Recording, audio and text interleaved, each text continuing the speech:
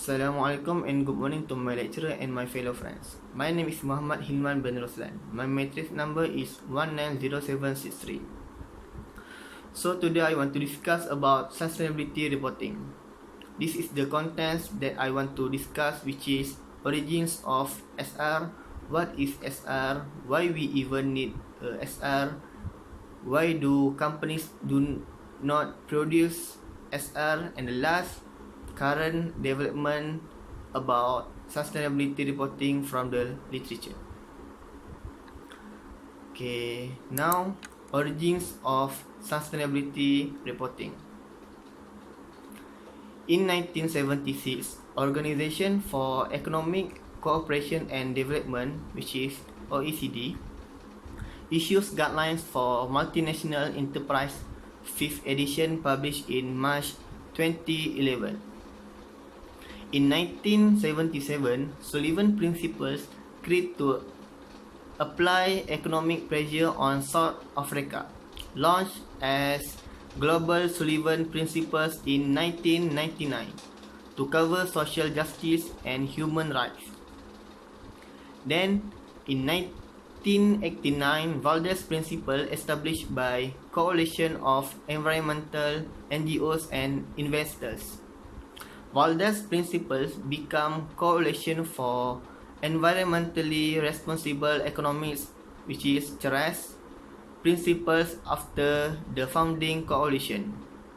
And the last, in 1997, CERES establishes Global Reporting Initiative, which is GRI, as independent entity in 1997. With support of United Nations Environment Programme Finance Initiative, which is UNEP-FI, and World Bank Group. Okay, the next question is, what is SR? Currently, sustainability reporting is voluntary. Regulators are trying to make it mandatory. Mandatory sustainability reporting is considered as the ultimate solution for raising transparency and accountability of the companies towards sustainability performance. Sustainability is considered to have three elements, which are environmental, social, and economic. These elements are interconnected, and accountants are well placed to highlight these connections, as well as pointing out the practicalities of delivering on all three elements when sometimes trade-offs will have to be made. ACCA already has a strong track record of championing the inclusion of social and environment aspect of business in reporting. However, while most definitions of sustainability include a nod to social and economic elements, in many cases sustainability reporting practices have focused largely on environmental issues.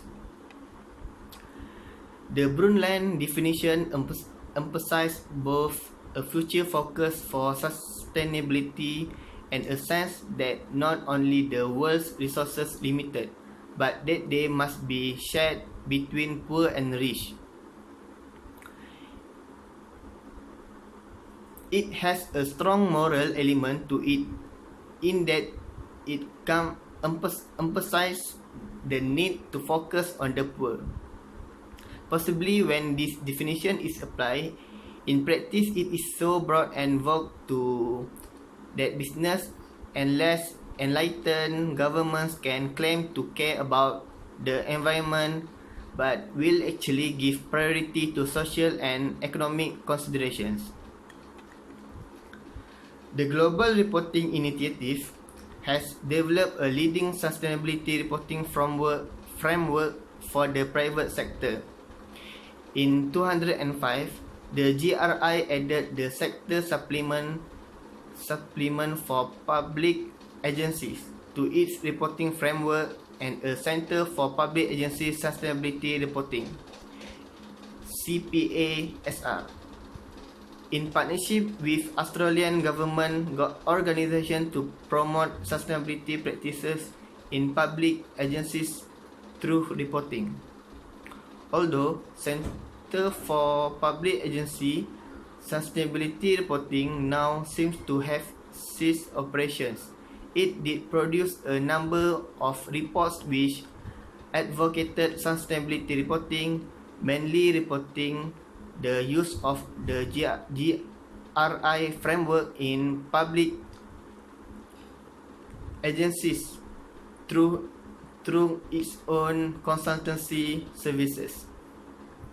In 2010, GRI reviewed uptake of each sector supplement for public agencies and found that this was still in its infancy. The supplement remains a pilot version and the GRI is exploring the development of this into a final form.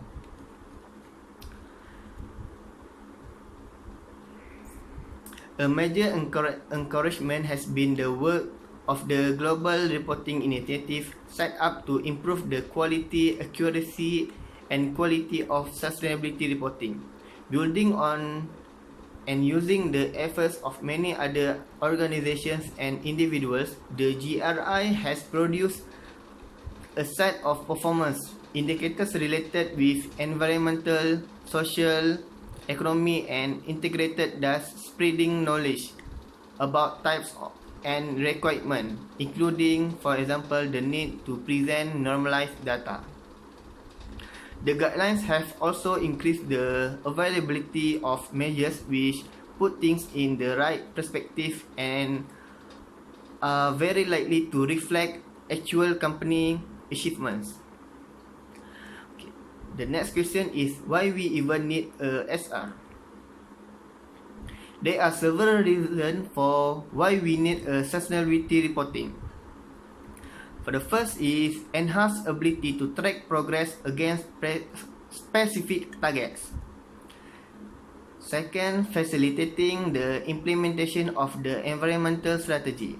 Then, greater awareness of broad environmental issues throughout the organizations.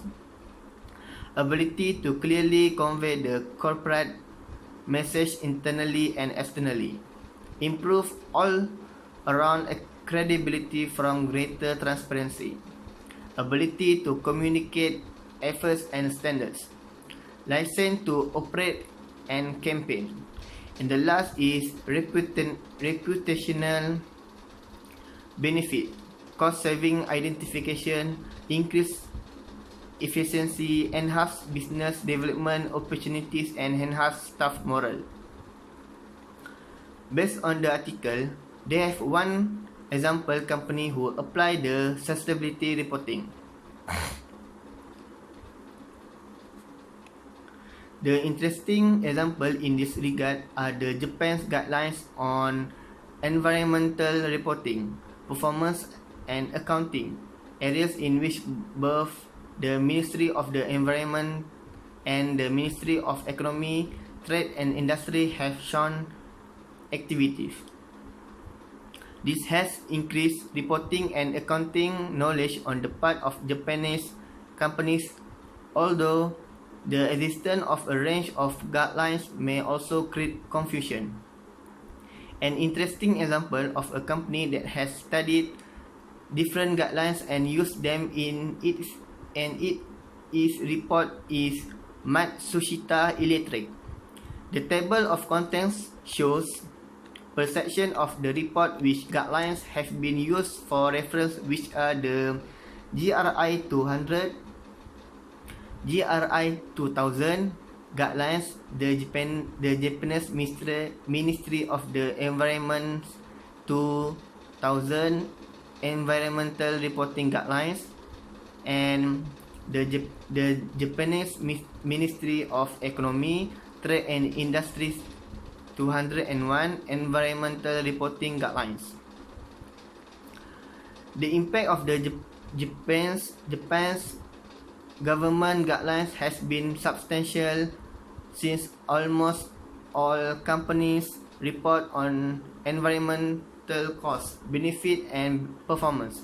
In this way, the guidelines have stimulated the conformity and comparability of reporting on aspects with a high implementation likelihood.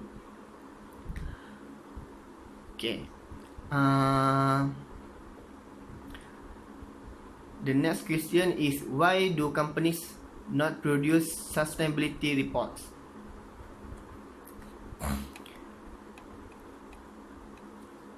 There are 4 themes capture the factors that explain why a firm does not produce a comprehensive and publicly available report of their social and environmental performance. The first is a lack of external stakeholder pressure. There are 2 perspectives, which are legitimacy theory and institutional theory. From the legitimacy perspective, the non-reporting firms only consider legitimacy in terms of traditional business outcomes, which are business growth, profitability and return on investment, and then this model of business and society is not challenged by any alternative demands on business practice. Legitimacy challenge associated with social and environmental performance appear to be concerned only to the larger organizations. According to the reporters, larger and more visible companies will have more stakeholder pressure to produce sustainability reports. Here, the stakeholder consists of consumers, local communities, NGOs, investment community, and shareholders.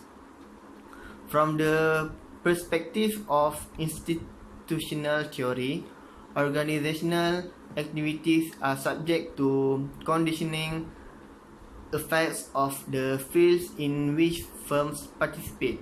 The non-reporting mining companies do not think they are big enough to participate in the industry associations.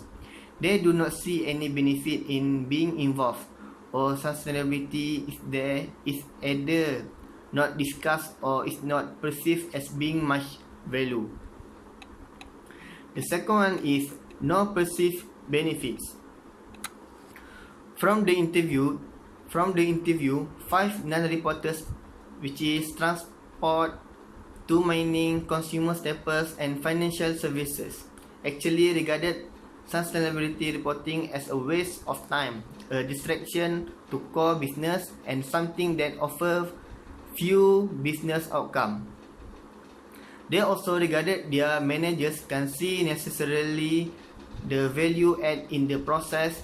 Furthermore, they state that they need to understand their social and environmental risks, as this can negatively impact profits, but they don't believe SR offers much of a contribution to doing so, and the cost will outweigh the benefits. The third one is compliance culture towards sustainability.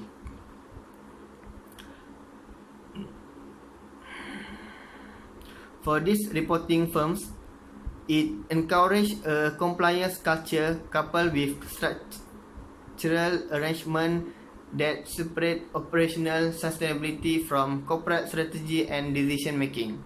For some of the environmental or sustainability managers interviewed, there was little awareness of how sustainability related to the organization's governance and strategy arrangements.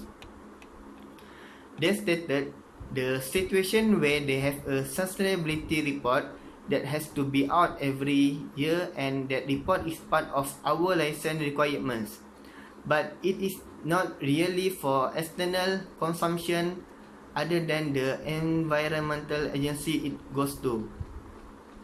And the last is the organizational structure and culture does not encourage reporting. For the non-reporters not subject to extensive regulatory requirement to report, organizational characteristics play a large part in how sustainability reporting is viewed and understood. They believe that sustainability is part of the way they do business and it is part of their culture, but the culture norms do not extend to sustainability report. Then they question that why do need to tell the world about components of sustainability? It should be enough just to be doing it and investing our resources in the actual doing, as opposed to those companies that spend the millions telling people what they do without actually doing it on the ground. So the last question is current development about SR from the literature. Based on the article written by Koch 2004, since the publication of the first spread environmental reports in 1980, the number of companies that has started publish information on its environmental, social or sustainability policies and impacts has increased substantially. This article gives an overview of worldwide trends in the frequencies of reporting in the past decade based on surveys carried out since the early 1990s. A development that must be mentioned is the external verification of sustainability reports. Currently, 1/3 of all report is checked by third parties, which are 65% of these verifications is carried out by the major accountancy firms, approximately 20% by technical firms, 10% by verification bodies, and the less than 10% by others such as NGOs. As such, verification certainly gives more kind of assurance about the reliability of the report. However, this must also qualify in view of the fact that generally accepted standards for sustainability reporting are still lacking, although different organizations have been working on guidelines and principles. Moreover, an analysis of verification statements included in environmental reports showed that the audit assignment varied widely in content and scope, ranging from assurance on data consolidation, data generation at the local level, completeness of the issues covered, internal compliance with policies, consistency with data in the financial report, to the adequacy of companies' information or environmental management system. Of the audit statements, 40% also contain subjective wordings, which were not fully based on the work performance. Thus, the very fact that a report has been audited does not imply that its data and all its contents have been checked overall and are fully reliable. Readers still have to check the audit statement to learn about the scope of the assignment and its reliability for the report. Attention also needs to be paid to the potentially problematic relationship between the auditor and the company, exemplified by scandals such as Enron, and an audit process that lacks transparency.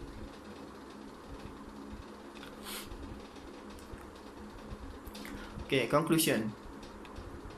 The conclusion from this discussion are focused on the importance of stakeholders' engagement, the role of political motivation, the pathway of encouraged management, and the role of professional bodies to be ambitious on mainstream SR practices. Therefore, the company policymakers and business management should work together to produce a holistic mandatory SR regulation for a transparent and accountable business environment to achieve sustainability development goals. Okay, that's all for me. Thank you. Bye. Selamat berbuka. Assalamualaikum.